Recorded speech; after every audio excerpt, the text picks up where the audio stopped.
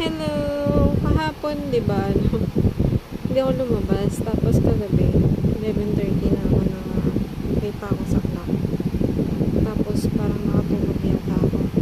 Tapos nagkakamataw pa ako. May naririnig ako na nagbabatid doon. Tapos wala akong nakikita. Yung parang mga ghost. Yung ghost na ganun. Tapos, pero hindi ko yung nakikita.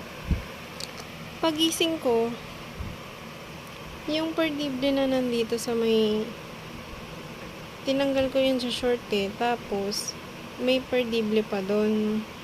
Nakita ko yung paa ko may scratch na may scratch na maliit. Naalala ko kinamot ko pero maiksi kasi yung kuko ko. So kung ini-scratch niya yun doon, sana iniwan mo yung perdible.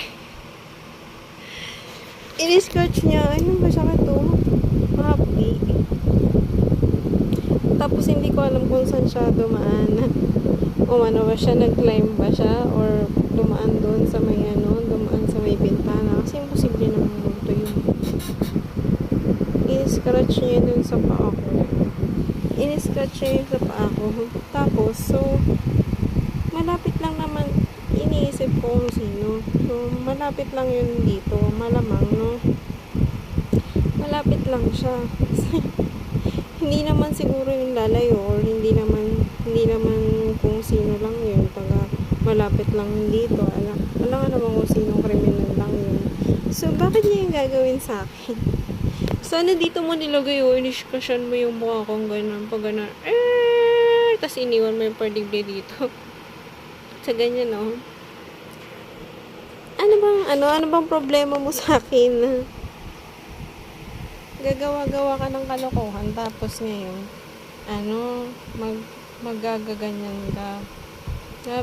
Kulang pa yung yung mga digit na magsasabi sa akin na kung sino ka or kung sino yung gumagawa ko. Kasi kung naka-monitor to, kitang-kita ka doon na nag-trespassing ka dito tapos nagawa-gawa ka sa akin ng kung ano. Kung hindi naman, baka nga nagmulto yun, no? Baka nga multo yun. Baka multo. Anyway, hindi maganda yung pakiramdam ko kaya nagsimba ako ganun. Nagtirik ako ng kandila tapos kasi parang may naaninaga na naman ako na kung sino dito.